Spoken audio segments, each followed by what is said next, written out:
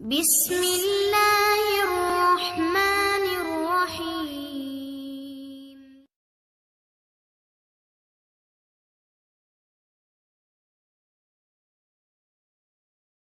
آج کا دن tension free وہ گزار کے آئی تھی، لیکن آگے ایک بہت بڑی ٹینشن بیٹھی دیکھ وہ ٹھٹکی۔ عنائشہ، میری بچی کیسی ہو تم؟ اس عورت نے بڑھ کر عنائشہ کو گلے لگایا۔ آپ کون ہیں؟ عنائشہ نے حیرت سے پوچھا۔ میں تمہاری بد نصیب ماں۔ وہ روتے ہوئے پھر سے عنائشہ کو گلے لگا گئی۔ عنائشہ نے بے یقینی سے آفتہ بیگم کو دیکھا، جن کی نظریں جھک گئی تھیں۔ حیات صاحب، بہت بڑی غلطی کر دی آپ نے، جو التاج ہوٹل کو اپنے ہاتھوں سے گنوا دیا۔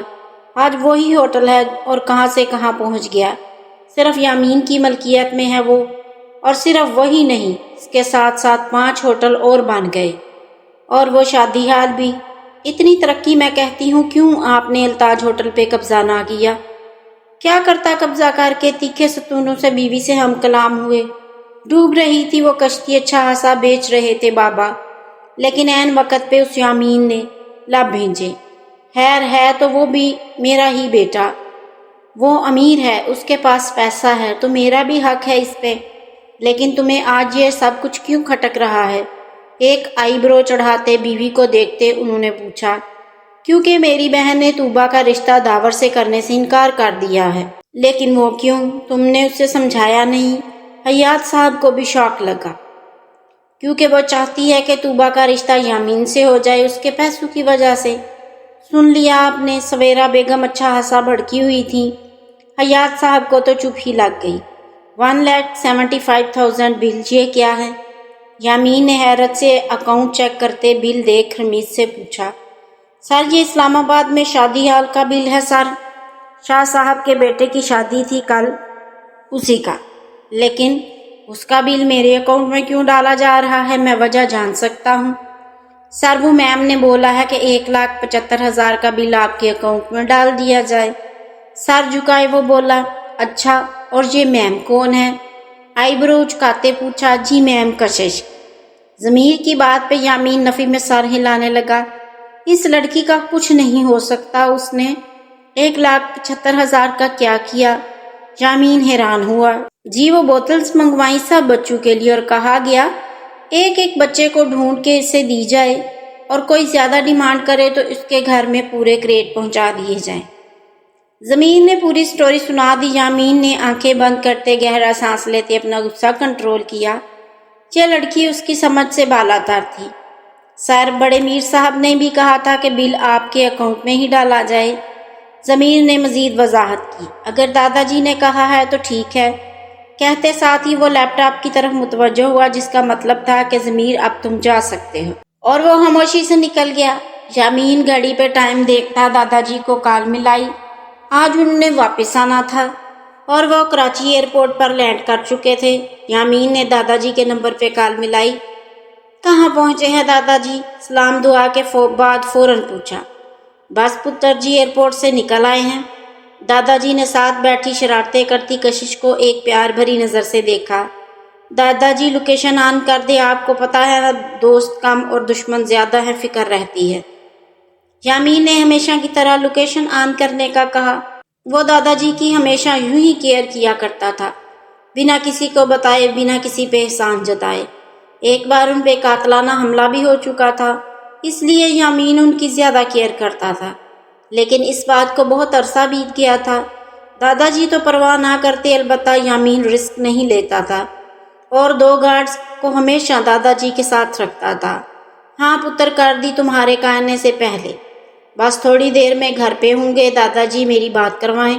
ساتھ بیٹھی کشش نے دادا جی سے فون لیا اور اپنے کان سے لگایا۔ کیسے ہیں مسٹر سویٹ اینڈ کڑوے کزن؟ دادا جی کو آنکھ ونک کرتی وہ یامین سے بولی۔ بہت زبان چلنے لگی، اب واپس آؤ، تمہارا بندوبست کرتا ہوں۔ یامین نے اسے ڈرانا چاہا۔ میں ڈر گئی، اسی کے انداز میں کہا۔ بل پہنچ گیا تھا نا؟ خیر خیریت سے؟ زبان دانتوں تلے دباتی وہ پوچھ بیٹھی۔ اس بل کو سود سمیت واپس لوں گا، کشش افضال سکندر۔ یامین نے بھی دانت پیستے کہا۔ توبہ توبہ، آپ کو پتہ ہونا چاہیے، سود کھانا حرام ہے۔ آپ اتنے بڑے ہو گئے ہیں، آپ کو پتہ نہیں؟ 4 جماعتیں پڑھ لیتے تو یہ دن نہ دیکھنے پڑتے۔ وہ یامین کو دور بیٹھے بھی اچھا حسد تپا چکی تھی۔ کشش افضال سکندر، ایک بار میرے ہاتھ لگو، پھر بتاؤں گا مجھے کیا کیا حلال ہے، مانی ہیزی سے کہتا وہ پہلی بار کشش کا دل دھڑکا گیا۔ کشش نے موبائل کو اچھے سے گھورا اور کان سے لگایا کہ تبھی گاڑی ایک جھٹکے سے رکی۔ ارے ڈرائیور، کیا ہوا؟ کشش بھی اس کی طرف متوجہ ہوئی۔ میر صاحب، لگتا ہے ٹائر پنکچر ہو گیا، میں دیکھتا ہوں۔ ڈرائیور گاڑی کا بونٹ اٹھاتا چیک کرنے لگا۔ وہ دو گارڈز جن کی گاڑی ان کے ساتھ تھی اس وقت وہ بھی گاڑی سمیت غائب تھے۔ ہیلو ہیلو، آواز نہیں آ رہی؟ کشش نے شرارت کی اور گاڑی سے نیچے اتری۔ بیٹا کہاں جا رہی ہو؟ دادا جی نے روکا۔ دادا جی سگنل نہیں آ رہے، 1 منٹ میں ابھی آئی۔ کشش ہنستی ہوئی سڑک کے ایک طرف لگے درختوں کی طرف چلی گئی۔ کیا ہوا کشش؟ دادا جی کیا کہہ رہے تھے؟ یامین کو کچھ صحیح نہیں لگا۔ آپ بہت فلٹری سے ہو گئے ہیں، پتہ ہے آپ کو؟ یامین کی بات کو اگنور کرتی وہ اپنی بات جاری رکھے ہوئے تھی، اور یہ بات دادا جی کے سامنے نہیں کر سکتی تھی، اس لیے بہانہ بنا کے نیچے اتری تھی۔ ابھی یامین اس کی بات کا جواب دیتا کہ پیچھے سے اسے بہت شور سنائی دیا، جیسے دھماکہ ہوا۔ جھٹ سے پلٹ کے دیکھا، گاڑی کو ایک ٹرالا ٹکر مارتا اچھال کے لے جا رہا تھا، اور گاڑی نے آگے جا کے 3-4 کلا بازیاں کھائیں اور الٹ گئی۔ ڈرائیور بھی گاڑی کی زد میں آ گیا۔ دادا جی بھی گاڑی میں تھے اور ان کا سوچتے کشش کا دل بری طرح کانپا۔ موبائل ہاتھ سے چھوٹا، دادا جی، ایک چیخ بلند ہوئی۔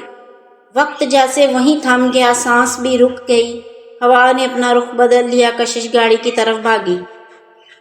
دوسری طرف یامین کو بھی اس کے چیخنے پہ کچھ غلط کا احساس ہوا۔ وہ کشش کو پکارتا گیا، لوکیشن موبائل پہ دیکھتا۔ وہ باہر نکلا، بس ایک ہی دعا تھی، وہ ٹھیک ہو۔ دادا جی ٹھیک ہوں۔ دونوں گارڈز کی گاڑی بھی ابھی تک وہاں نہیں پہنچی تھی، ٹرالا ٹکر مار کے جا چکا تھا۔ گارڈز فوراً آگے بڑھے، ایک نے ڈرائیور کو اٹھایا اور دوسرے نے دادا جی کو گاڑی سے نکالنے کی کوشش کی۔ گاڑی الٹنے کی وجہ سے دادا جی کا سر گاڑی سے ٹکرایا تھا، خون بہت زیادہ بہہ گیا تھا اور وہ بے ہوش ہو گئے تھے۔ دادا جی ہیلپ، پلیز ہیلپ میرے دادا جی۔ کشش کے آنسو نکلے جا رہے تھے۔ گارڈ کو کہتی وہ خود بھی گاڑی کو سیدھا کرنے کی ناکام کوشش کیے جا رہی تھی۔ گارڈ نے بمشکل ان کو گھسیٹ کے باہر نکالا۔ ان کے کپڑے خون آلود ہو چکے تھے۔ کشش نے ان کا سر اپنی گود میں رکھا، ان کے گال کو پیار سے تھپکا۔ آنسو کی روانی مزید بڑھ گئی۔ دادا جی آنکھیں کھولے۔ وہ آنسو ضبط کرتے بمشکل بولی، لیکن دادا جی کی آنکھیں بند تھیں۔ گارڈز بھاگتے ہوئے آئے اور انہیں اٹھا کے اپنی گاڑی میں ڈالا۔ یامین کی گارڈ کے نمبر پہ کال آئی تو اس نے ساری بات بتا دی اور یامین کے بتائے گئے ہاسپٹل کا رخ کیا۔ میم پلیز چلیں۔ گارڈ جو دونوں ہی چوکنا تھے، ہوش و حواس کھوئے ہوئے، کشش کو بولا تو وہ چونکی اور بھاگتی دادا جی کے پاس گاڑی میں بیٹھی۔ دادا جی، اس کی درد بھری آواز سنائی دی۔ آپ کیا کہہ رہی ہیں امی؟ یہ کون ہے؟ عنائشہ نے انہیں خود سے دور کیا۔ بیٹا میں جمیلہ ہوں، تمہاری ماں، کتنے عرصے سے ڈھونڈ رہے ہیں تمہیں، آج ملی ہو۔ ان کے آنسو عنائشہ کو سچے لگے لیکن اس کا دل نہیں مانا۔ اپنی ماں کے قدموں میں جا بیٹھی، آنکھوں کے گوشے بھیگے۔ امی بتائیں یہ کون ہے؟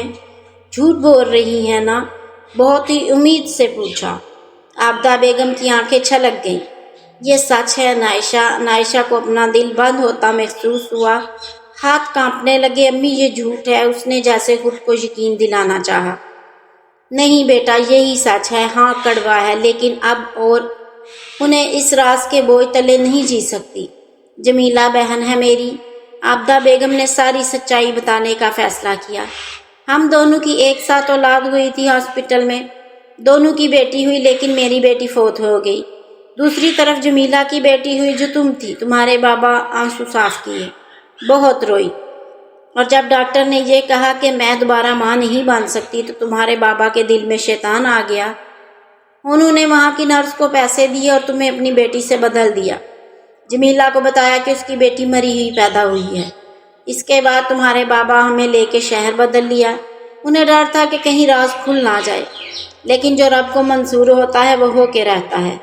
آخر میں آواز دھیمی ہو گئی۔ عنائشہ کی خاموش آنسو بہے چلے جا رہے تھے۔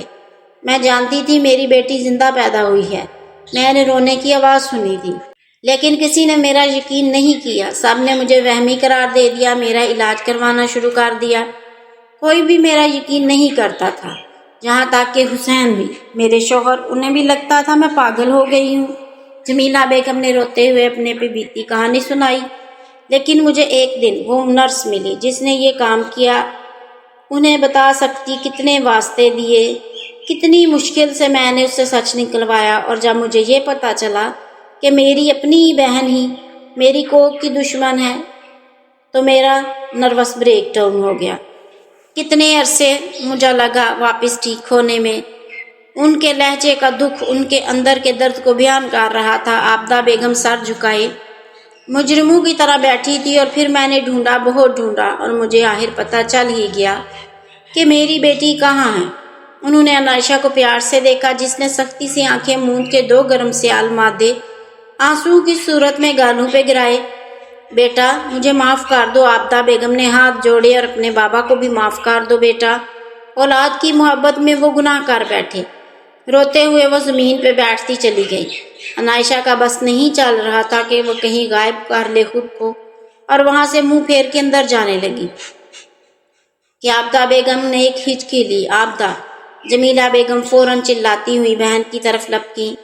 عنائشہ نے بھی پلٹ کر دیکھا۔ عابدہ بیگم کا سانس رک رہا تھا۔ وہ ایک ٹکٹکی باندھے عنائشہ کو حسرت بھری نظروں سے دیکھ رہی تھی۔ عنائشہ کے دل کو جیسے ہاتھ پڑا، وہ فوراً بھاگی، ماں کے پاس آئی۔ امی امی پلیز۔ نہیں، میں آپ کی بیٹی ہوں امی، عنائشہ چلاتے ہوئے بولی۔ عابدہ بیگم کے چہرے پہ ایک سکون کی لہر دوڑ گئی۔ انہوں نے ہاتھ بڑھا کے اس کے گال پہ ہاتھ پھیرا، امید بھری نظروں سے بہن کو دیکھا۔ وہ بھی بے تحاشا رو رہی تھی، ان کی زبان سے کچھ ادا نہ ہو پایا۔ امی اٹھے ہاسپٹل، عنائشہ چلائی، لیکن ایک آخری ہچکی لیتے وہ خالق حقیقی سے جا ملی۔ جمیلہ بیگم نے روتے ہوئے ان کی آنکھیں بند کی۔ امی، عنائشہ کی چیخ پورے گھر میں گونجی۔ بھانت بھانت کی آوازیں آئیں، ہاسپٹل میں لوگ ادھر سے ادھر بھاگتے۔ وہ بس سب کو گھوم گھوم کے دیکھے جا رہی تھی۔ میر تاج صاحب کو ICU میں لے گئے ہیں۔ کشش کے ہاتھ خون سے لت پت تھے، کبھی اپنے ہاتھوں کو تکتی، کبھی خالی نظروں سے ادھر ادھر گھوم کے دیکھتی۔ دادا جی کے بنا کیا تھی وہ؟ کچھ بھی تو نہیں، وہ اکیلی تھی، اس بھیڑ میں اکیلی تھی۔ اس کا تو کوئی بھی نہیں تھا اس دنیا میں سوائے دادا جی کے، کوئی بھی ایسا نہیں جسے اپنا کہہ سکے۔ اس کی آنکھیں دھندلا گئیں، آنسو سے بھری آنکھوں نے ہر منظر دھندلا دیا۔ ہاں، وہ دور سے آتے یامین کو دیکھ گئی۔ ہاں، وہ آ رہا تھا، اس کی طرف بڑھ رہا تھا۔ ایک پل، وہ ایک لمحہ سے یوں لگا کوئی ہے اپنا اس کا۔ بے اختیار ہی قدم آگے کی طرف بڑھے۔ سامنے سے آتے یامین کے چہرے کی فکر مندی صاف واضح تھی۔ اسے دور سے ہی کشش نظر آ گئی تھی۔ اسے صحیح سلامت دیکھ اس نے شکر کا گہرا سانس خارج کیا اور اس کی جانب بڑھا۔ کشش دیوانہ وار اس کی طرف بڑھی اور اس کے سینے سے جا لگی۔ اس کے ساتھ لگے وہ پھوٹ پھوٹ کے رو دی۔ کسی اپنے کو بھیڑ میں دیکھ جو احساس ہوتا ہے، اس کو آج کشش نے دل سے محسوس کیا تھا۔ کشش، کچھ نہیں ہوا، سب ٹھیک ہے۔ یامین نے اس کے سر پہ ہاتھ پھیرتے پیار سے کہا۔ وہ دادا جی، وہ خون، وہ اس کی شرٹ کو مٹھی میں دبوچے گھٹی گھٹی آواز میں بولی۔ گارڈ بھی یامین کو دیکھتا فوراً بھاگتا اس کے پاس آیا۔ دادا جی کہاں ہے؟ فوراً سے پوچھا۔ جی وہ ICU میں ہے، اس کی طرف اشارہ کرتے ہوئے کہا۔ یامین کشش کو وہی ایک سائڈ بینچ پہ بٹھاتا خود ICU کی جانب بڑا۔ دروازے کے باہر سے اندر کی طرف نگاہ اٹھی، جہاں دادا جی کو آکسیجن ماسک لگا ہوا تھا۔ ایک آنسو چپکے سے گال پہ گرا۔ سر گارڈ کچھ کہتا کہ ڈاکٹر باہر آتا دکھائی دیا۔ انکل، دادا جی، یامین نے امید بھرے لہجے میں پوچھا۔ یامین، میر صاحب کی کنڈیشن بہت کریٹیکل ہے، ان کے سر سے بہت سارا خون بہہ چکا ہے، ہم اپنی پوری کوشش کر رہے ہیں، آپ دعا کریں، ڈاکٹر عرفان کہتے یامین کو تھپکی دیتے واپس اندر کی جانب بڑھے۔ یامین لب بھینچے گارڈ کی جانب مڑا۔ کیسے ہوا یہ سب؟ گارڈ کا رنگ پھیکا پڑا۔ سر، ہماری گاڑی میر صاحب کی گاڑی کے ساتھ ساتھ ہی تھی، لیکن اچانک ان کی گاڑی آگے نکل گئی، ہماری گاڑی کا ٹائر پنکچر ہو گیا، جتنی دیر میں ہم ان تک پہنچے ان کے ساتھ یہ حادثہ ہو چکا تھا۔ سر جھکائے دکھ سے کہا۔ یامین کشش کی طرف بڑھا جو ابھی تک روئے جا رہی تھی۔ یامین، آپ کے دادا جی کو ہوش آ گیا ہے، وہ آپ سے ملنا چاہتے ہیں، ڈاکٹر عرفان نے فوراً باہر آتے کہا۔ یامین انہی قدموں پہ اندر کی جانب بڑھا۔ یامین، ان کے پاس وقت بہت کم ہے، ڈاکٹر عرفان نے یامین کو روکتے نم لہجے میں کہا۔ یامین نے بے یقینی سے انہیں دیکھ کر فوراً اندر کی جانب بڑھا۔ آکسیجن ماسک میں بھی یامین محسوس کر سکتا تھا کہ وہ صحیح پکار رہے تھے، دادا جی۔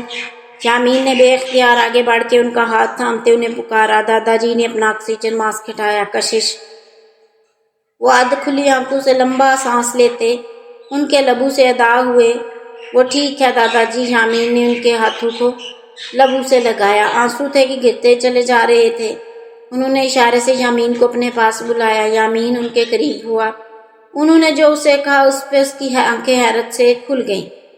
دادا جی آپ کو کچھ نہیں ہوگا، میں کچھ ہونے نہیں دوں گا، یامین نے یقین دلاتے کہا۔ کشش اکیلی، وہ ابھی کشش کی فکر کھائی جا رہی تھی۔ آپ فکر نہ کریں، کچھ نہیں ہوگا، میں ہوں نا، مجھ پہ بھروسہ رکھیے، ڈاکٹر یامین نے پکارا۔ تو دادا جی اس کا ہاتھ پکڑ کے اپنی طرف کھینچا۔ ان کے کھینچنے میں کوئی طاقت نہ تھی۔ آنکھوں کے آنسو گر کر تکیے میں جذب ہوئے۔ ان کی آنکھوں کی تحریر پڑتے یامین نے سر جھکا لیا۔ اس کی اپنی آنکھوں کے آنسو بھی اب نہیں رک رہے تھے۔ کشش کو بلاؤ۔